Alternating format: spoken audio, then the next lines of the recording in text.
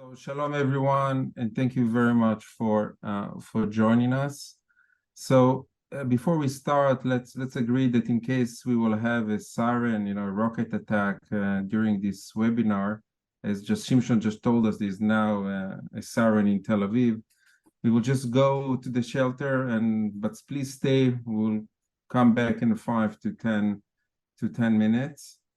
Unfortunately, this time window, 8 to 9 p.m., it's a very, very popular time for these rocket attacks. And I also would like to acknowledge the fact that we do have a group of Israeli friends with us joining. So they also may need to enter the shelter depending on where they are located. So what I mainly would like to do is to briefly describe the situation and share with you how we, here at the Weizmann are coping with this really unprecedented and difficult period. And then Roee and I will be very happy to answer questions and give you the opportunity, to share your thoughts, your feelings, ideas. But since we have many people with us tonight, you can write your questions in the chat box, and our moderator, Tamar Levin, she will read them loudly. In case you would like to say something, please note the questions. Please just write in the chat box, and Tamar will open your microphone after the Q&A session. I also wanted to say that we received hundreds of messages, emails and text messages and WhatsApps from many of you since the Hamas attack on October 7. And I wanted to thank you all very much for your solidarity and your friendship. It really means a great deal to all of us at this really challenging time. So I'm sure you all have seen the pictures and heard the stories, but Israel suffered a really unprecedented and brutal attack by Hamas terrorists. More than 1,000 innocent citizens, mothers and fathers and babies and children and the elderly, as well as young people, attending a big outdoor party, who were murdered. Hundreds of IDF soldiers were killed or wounded. Many victims' bodies were mutilated, many women were raped, and at least 200 Israelis were kidnapped into Gaza. Countless people are still missing. Homes were burned to the ground and entire communities wiped out.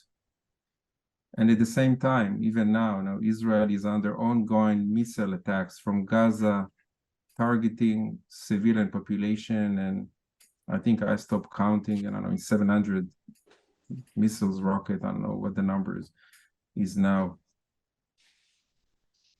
Very sadly, yesterday we learned that our employee, Dr. Marcel Freilich-Kaplun, she's from the Department of Science Teaching, was murdered in the terrorist attack on Kibbutz Be'eri on October 7th. Apparently, she was kidnapped and then murdered. Her spouse is still missing. The funeral will take place tomorrow, and we will have a special ceremony here on campus just before. In addition, 6 family members of our students and postdocs have been killed or wounded. As I'm sure you all know, at the same time, there is the war of opinions raging around the world, and especially on college campuses in the US. I'm sure that many of you saw the videos and the demonstration coming from really leading institutions like Harvard and Columbia, Cornell, and others, not mentioning these unbelievable responses of the presidents and the management of these institutions. But at the same time, you received hundreds of support letters from presidents and scientific colleagues from all over the world. So we are grateful for in addition, of course, to the incredible support of President Biden, that, as you know, arrived in Israel this morning, and also with other world world leader. Earlier this week, we sent a letter to the international scientific community expressing our opinion and asking for their support. Some of you probably saw this letter. We distributed it, but I would like to read one paragraph from this letter. Unfortunately, even after seeing videos, photographs, and other clear evidence of the horrors, many still believe this situation is merely another manifestation of the Israeli-Palestinian conflict, where there are two sides equally responsible for the death of innocent people. This is a moral equivalency that is, simply put, unacceptable. Indeed, nothing could be further from the truth. We are fighting pure evil in the form of fundamentalist extremists, rather than building and sustaining life, seek only death and destruction, all while using the Palestinian civilian population in Gaza as a human shield. The values these jihadi murderers live by are exactly opposite of those of enlightenment and progress, on which science is based.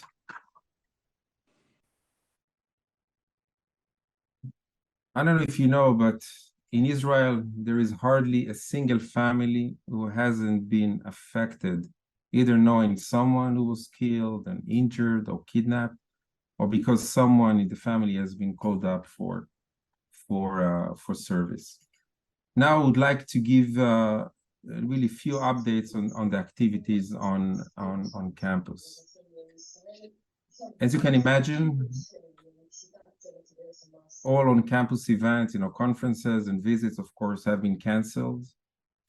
As you already know, the 75th annual general meeting of our international board, which was scheduled for early November, was canceled.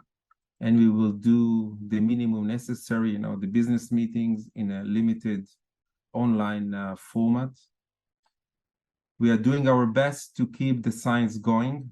After all, this is what we are for. We're here in order to do high quality, basic science, create new knowledge for the future of humanity.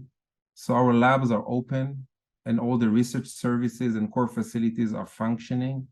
However, many of our international students and postdocs have left the country, and many Israelis have been called for service duty. And of course, there are also all the personal circumstances. For instance, school and daycares have been closed, so parents must stay home with their children and, of course, be with them during the rocket attacks and sirens. We are conducting daily meetings of the management and also for all divisions, all the way from operation, construction, finance, human resources, safety, security. In this meeting, each division and department had discussed and addressed challenges, requests, and procedure during the war. This is done on a daily basis. What's going on with our school, the FGS, the Feinberg Graduate School? So more than 170 students and postdocs were called up for duty. As of today, 329 international students and postdocs left Israel or have not returned to Israel. This represents 60% of the total number of internationals on campus. We also have 85 international scientists, staff scientists, in other positions which are not students and postdocs, and 31 left so far. We, of course, keep in touch with them so that hopefully they will come back when the time is right. It's important to mention that they will continue to receive their scholarships and fellowships and continue to do science and learn from afar as much as they can. Currently, the new academic year was postponed to November 5th. The original date was October 15. Then it was pushed to October 29. This is, by the way, in all Israeli universities, okay? It's not only at the Weizmann, and hopefully November 5 will open the year, but I'm assuming probably classes will be held in this hybrid online and an in-person format, depending again how long this war will continue. We have dedicated social worker who deals exclusively with the students and postdoc population and deal with emergency situation related to their families. Our Office of Diversity and Inclusion has been in touch with all Israeli, Arab, and Palestinian students who are also struggling in their own way with the situation. Many of the Institute activities are done and coordinated by our human resources, our HR branch. I will not go through this. It's a very long list of activities, but I will mention only a few of them. Of course, if you will have questions, we'll be happy to expand. So we are providing flexible work at home policy, and we are taking into account all challenges presented by the situation. Currently, we have around only 25% of our employees are arriving to campus from the reason I mentioned. In addition to our full-time social worker, we have employed a team of psychiatrists and psychologists really to assist all employees and students, including their family members. All managers have reached out to all employees on a one-on-one basis and receive guidance. HR is hosting online guidance assistant with employees and students to manage stress and anxiety feelings. The Office of Advancing Women in Science and Gender Diversity has reached out to all women on campus and offer emotional support services. We have sent care packages to families of students and employees who were called for duty. Many changes and also adaptation took place in our security and safety departments. I will not go again through all of them, but maybe just mentioning the fact that many of our security guards were called up for duty. So we had to close several of the gates on campus and make all kinds of other adaptations. Few quick updates about our operation branch. We have established an emergency teams on campus. They're available 24/7, all days of the week for any maintenance and other needs. We offered solution for employees whose home were damaged or live in areas which are most affected by the crisis or do not have safe room or shelters in their home. To date, we have offered 46 apartments, and this is growing every day. We transported furniture and equipment from the Institute to Kibbutz Givat Brenner for the Israelis, not far from the Institute. Givat Brenner, they took in families which were evacuated from the communities near Gaza, so we just send them everything we can. We transported thousands of disposable gloves to organization Brothers for Medicine, to the war front. We have prepared dedicated equipment for several IDF units, such as Iron Dome and other IDF needs. This is upon request. We purchased and transport food, including hot dishes and drinks for 2 IDF soldiers, both in the south and in the north. And lastly, I know many people ask me about this, so I will mention this. To the best of our knowledge, we had no cyber attack so far, but we are continuing to watch the situation really carefully. So let me finish with one paragraph from a letter I received today from a former postdoc at the Weizmann. I told you I got hundreds of emails and letters. He was a postdoc here at the Weizmann from 2013 till 2020. He was in the group of Professor Gil Lefkowitz, and he's now a faculty in one of the institutes in Poland. And I took only one sentence from his long email I would like to share with you. He wrote, "I remember once in one of the Weizmann meetings with international philanthropists, someone asked me, why does Weizmann need international students? Their expression showed me that they were not convinced about my diversity and creativity explanation. Now I realize we are not only there to do science and get friends, mentors, and careers, but we also become ambassadors the Israel wherever we go. So to conclude, despite the challenges and concern, I have to tell you, we are strong and we are coping well, but we need, of course, your friendship and support because we're clearly stronger together. So thank you. And now we're going to open up the floor for questions. And Tamar, which is our moderator, I'm sorry I didn't tell you, but you don't see the other question that other people write. Okay, just the system.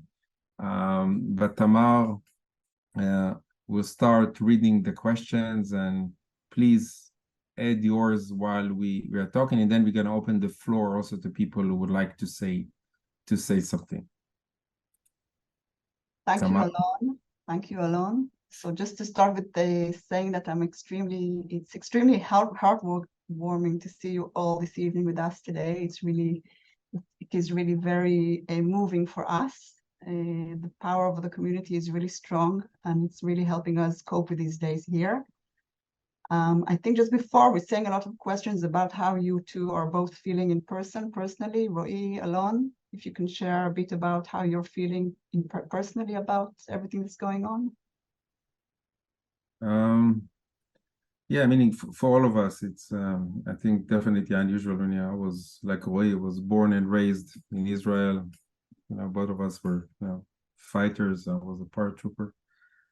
I don't remember a period like this in Israel. Things that I described, the murders, the rape. This is something that we only read and learned from the Holocaust. The feelings are very hard. We do everything to support both internally and externally, and this make us very busy and keep us going.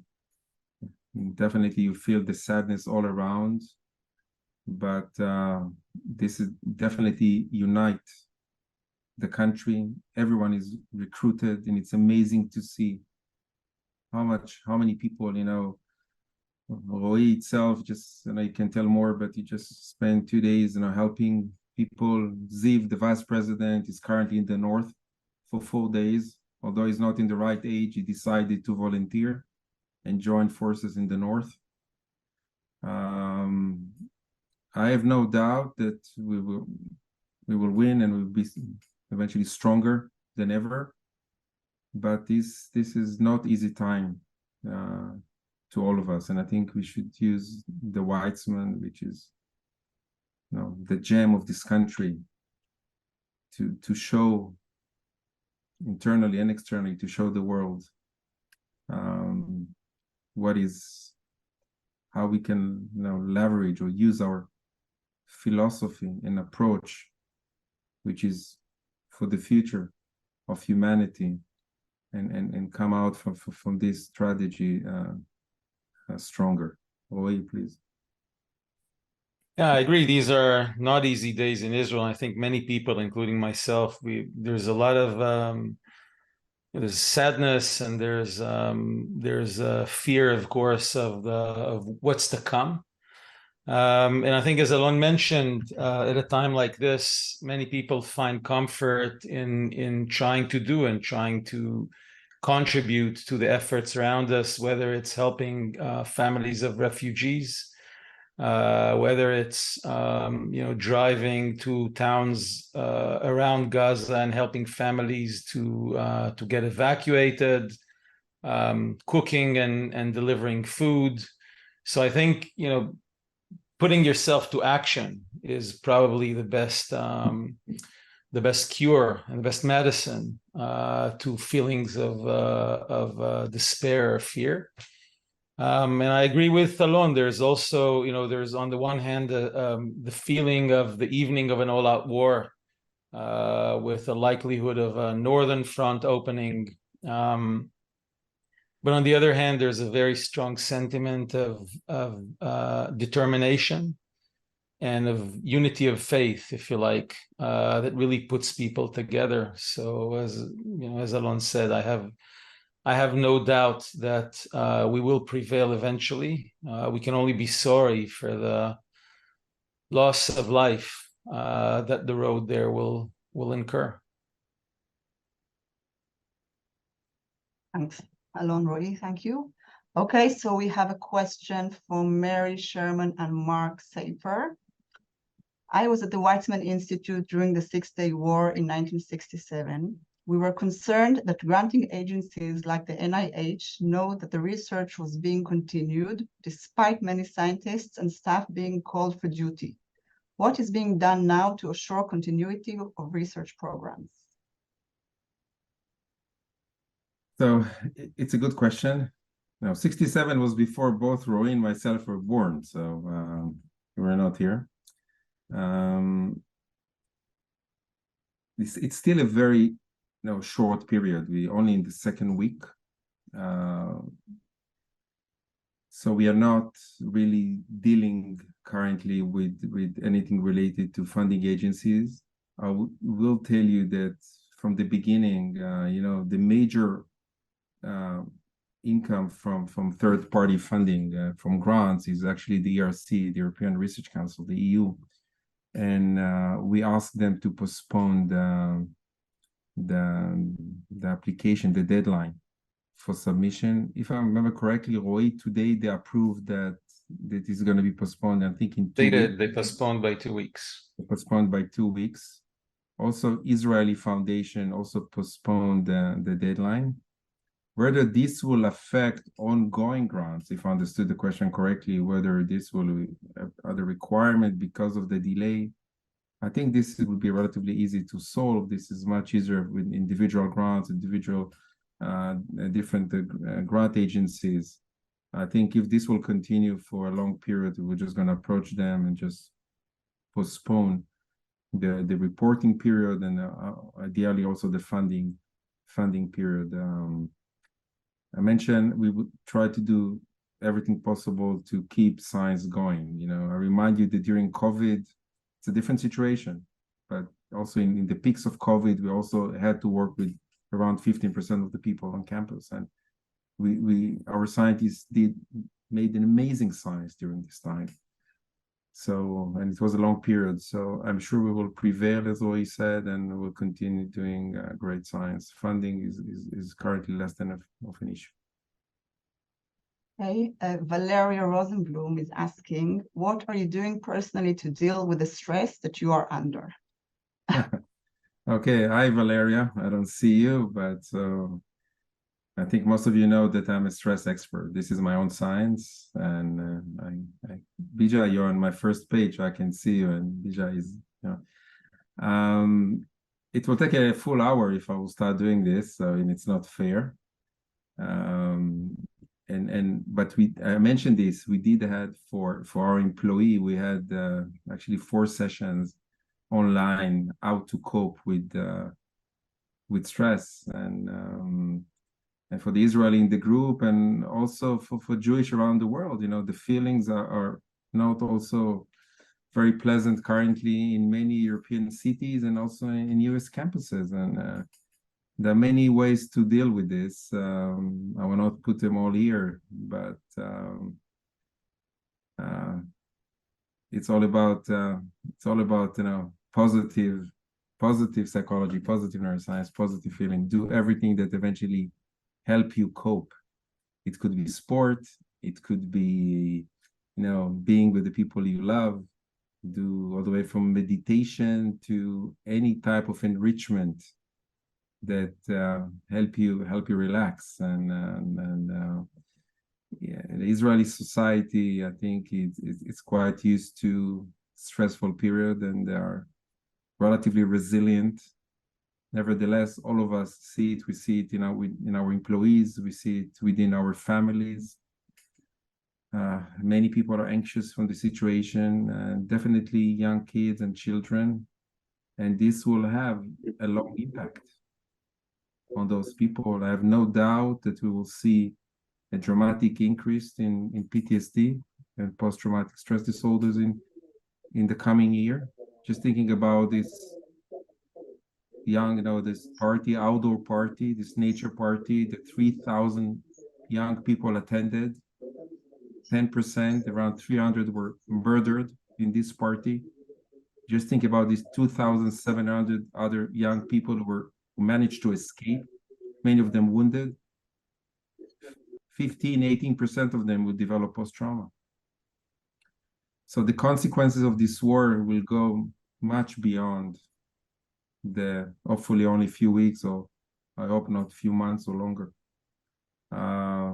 War have their tolls, but we will do everything possible to reduce this. I think we have a very strong society, amazing society, unfortunately stronger than the government. But I will not go into politics this evening. Okay, we try to do things together. So I think I will stop here. Yeah, we'll move to the next question then. So Phil Frost is asking, how many Palestinian students and faculty are at the Weizmann, and what is the response to the current situation? If I remember correctly, the number, or correct me if I'm wrong, if Michal is here, she can correct me, but I think it's around 60 Arab and Palestinians. It's a relatively small number at the Weizmann because we don't have undergraduates and other reasons. For Palestinians, naturally, if they don't live here, it's really hard to enter now. Well, it's impossible to enter. But the majority are Arab Israelis. Many of them go back home.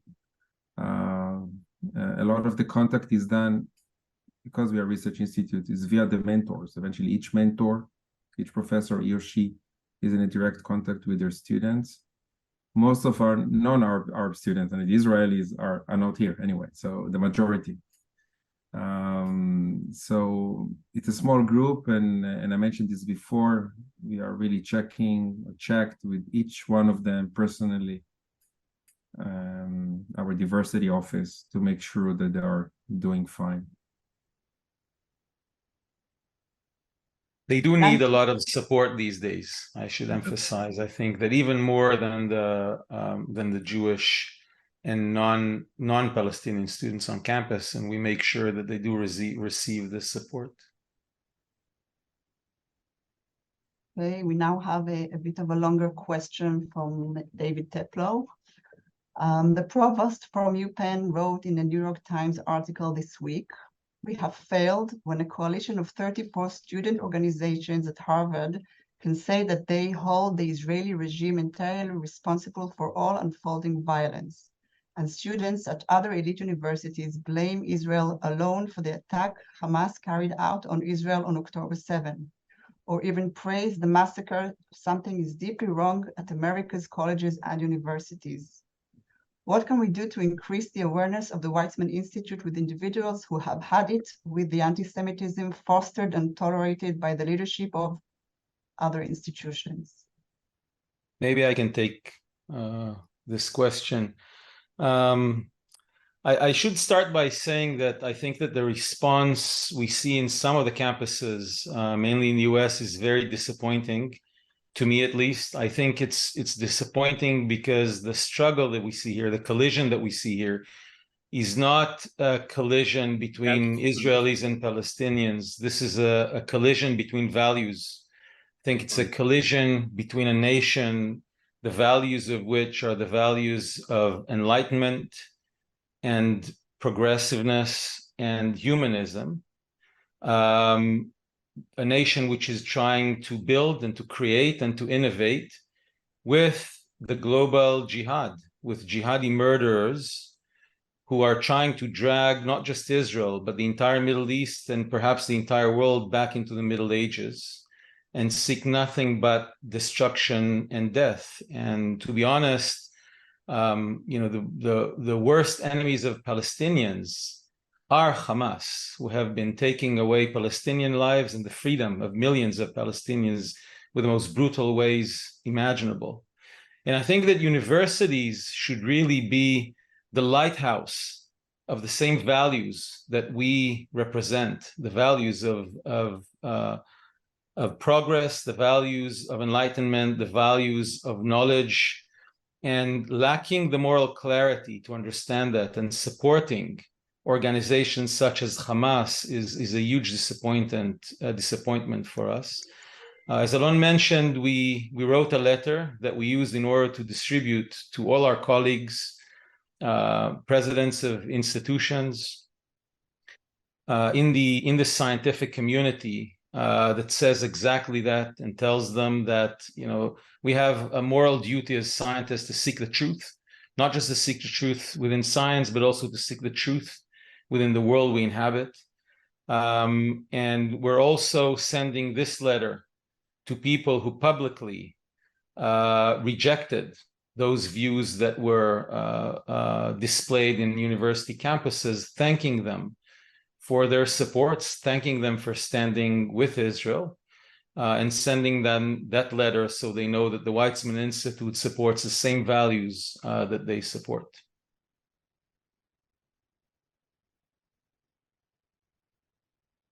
We have quite a few questions that all are not surprising, of course, is how can we help? We have Mario Fleck, of course, asking this question. Lisel Benjamin, Isabel Mansouri. So quite a few are asking it in various ways. I mean, there are multiple levels, and I think we, you know, since Isabel also joined this question, I think we need to separate the scientific community from our friend and supporters of the philanthropy side. In the science, it's really heartwarming to see all the letters we're getting from research institutes and colleagues that are willing to host our students and postdocs. We clearly currently still in a very short window, but if this war will continue for many weeks or even months, and we are assessing this currently, because we mentioned that although most of our international students are not here, 60% already, they're still getting the scholarship and the fellowship, and eventually they, maybe even some of them will not be willing to come back. We'll do everything to convince them to come back. One of the solutions will be that they will continue abroad, or temporarily our students, even Israeli, will need to go to our colleagues and do part of the research there. It's easier in some of the fields because not require very unique equipment we have at the Weizmann, to more complicated with others. On the other side, you may remember during COVID, we have this emergency fund in which people really in days gave a lot of support. But this was very different because we did a lot of research at that time, COVID, and we want to create solutions. Currently, the support we give are internally to our employees, and I mentioned many of those, housing, food, and a lot of support. And we use the president discretionary fund that we have. This is not a large amount of money if you compare it to to big operation we do here in research. Some people wanted to support, and their fund went to this.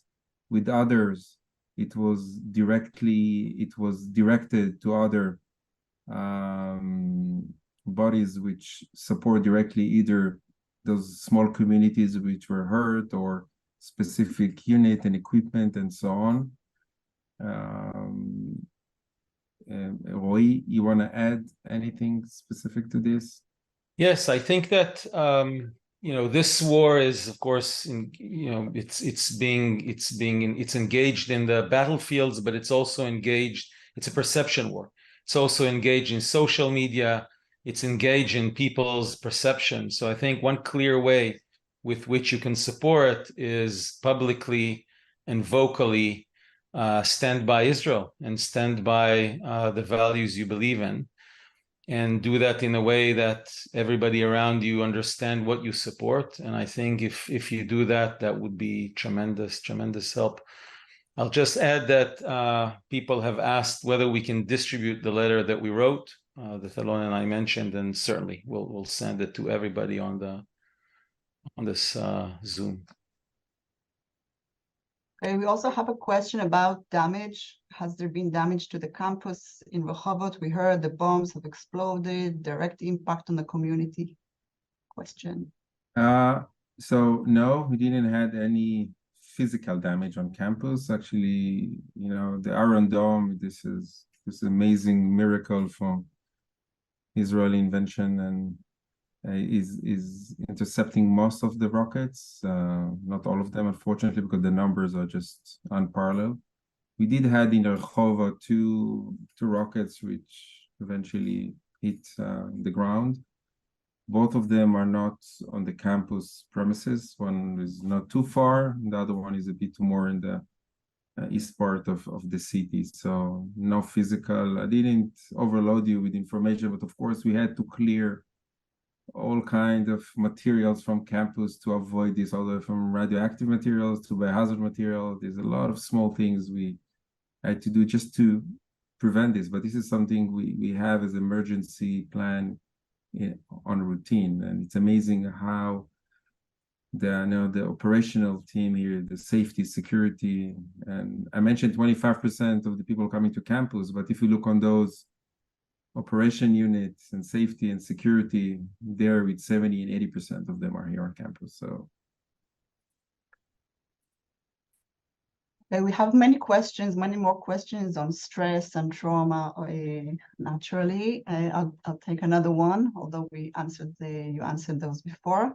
So we have a question from Sip Wischenbik. I hope I'm pronouncing this correctly. So the question is on the urgent trauma emotional support that is provided to Weizmann staff and students in the general in Israel.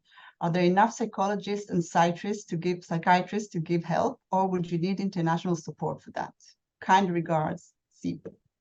Thank you. Yeah, thank you. That is exactly Sip Weizmann. Thanks. You pronounced it well.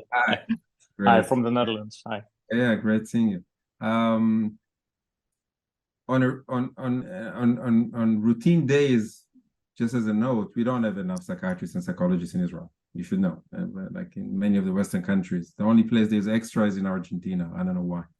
Danny and Claudia may explain, or sorry, anyone else, Florenza. You're definitely right in one major point. You need to intervene very early following the trauma, okay? And this is a known practice. So as much as we can assist in early stages following the trauma, the chances that those people will eventually stay or develop post-trauma is higher. We actually, our local staff was not sufficient. This is the reason, and I mentioned this in my initial notes, that we joined with a non-profit organization which includes psychotherapists, psychiatrists that give support, and we felt and after 2 days that the demand is so high, not only from our employee, but their families, their children. So we extended the support to the entire families of our employees. Weizmann have 4,500 employees. So if you get also the family members, we are, 30,000 members. So it's a big effort. It's hard for me to monitor that whether everyone got support. Many people will not ask for the support. Many people, it's hard but we're really doing our best. Getting additional support from abroad, of course, you always have the language barrier. So it will be good for international students and postdoc. It could be a great idea, maybe. I'm happy if someone can do it and can write me personally. We can do this and provide this like an online service to our international community. Some of them stayed and also here. But then for the Israelis, most of Israelis, we will need an Hebrew-speaking psychiatrists and psychologists, psychotherapists, and so on. Because we supported two organizations, Natal and Ela, and probably those are the ones that you use. That's good to hear. Yeah, these are definitely two major. One in Israel, there's hotlines, but of course they are overwhelmed with requests. Yeah.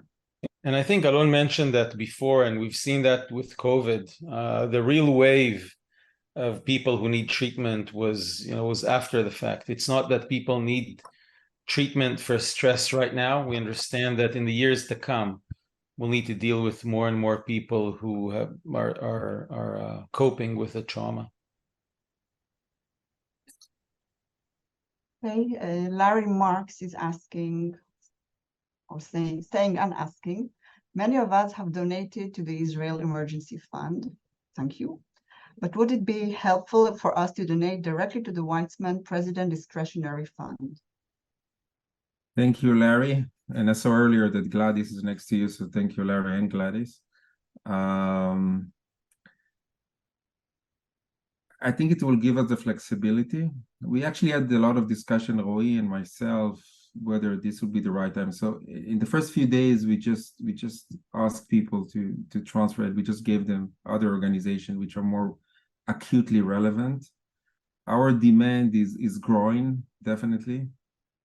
And as I mentioned, we don't do only internally to our people, we also do externally, and I give a few examples for what we do. What I can suggest is that if people will support the President Discretionary Fund, and of course we will use it to support war-related effort related to the Weizmann and also other Israeli causes. But one of the options is that if at the end, and hopefully we'll be there not many months from now, we can use these funds to support what we just talked about briefly, and is this support the mental health related consequences of this, and of course also research which is related to this, which, as you know, at the Weizmann is very extensive. As you know, we have a center, and actually I saw while flipping the pages, I saw Jared Drescher with us here, and there's a center that is supporting mental health research and PTSD related research and so on. So this is an option, but I know that many of you, because I'm getting so many emails and WhatsApps from many friends that they tell me, okay, I just supported this unit and I just gave this and supported, which is great. And I think it's a blessing and we support this. So we leave it to you. If you prefer to support directly the President Discretionary Fund, it's fine. We will let you know what we did, what supported, probably to all of you together. And